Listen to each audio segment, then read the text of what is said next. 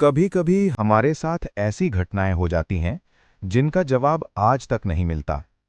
2019 की गर्मियों में मेरे और मेरी मां के साथ कुछ ऐसा हुआ जिसे याद करके आज भी रोंगटे खड़े हो जाते हैं।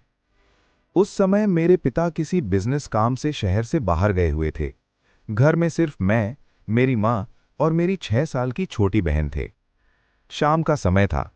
मैं और मेरी मां किचन में खड़े बातें कर रहे थे और मां खाना बना रही थी। हमारे घर का किचन ऐसा है कि अगर कोई बाथरूम की तरफ जाए तो किचन से साफ दिखाई देता है।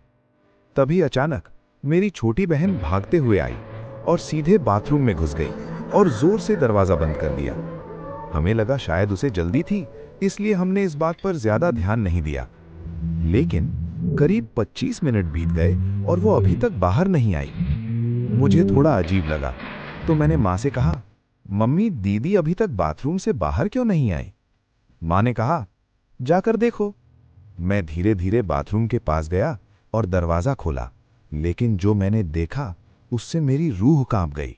बाथरूम के अंदर कोई नहीं था, लाइट भी बंद थी। मैं डरते हुए मां के पास गया और कहा, मम्मी, अंदर तो कोई नहीं है। मां बोली, ऐसा कैसे हो सकता है, जाओ अपनी बहन से पूछो। मैं उसके रूम में गया और वहां जो देखा वो गहरी नींद में सो रही थी। मेरे पैरों तले जमीन खिसक गई। जब वो उठी तो हमने उससे पूछा, क्या तुम बाथरूम गई थी? उसने कहा, नहीं, मैं तो सो रही थी, और अगर मुझे जाना होता तो मैं अपने कमरे वाला बाथरूम इस्तेमाल करती।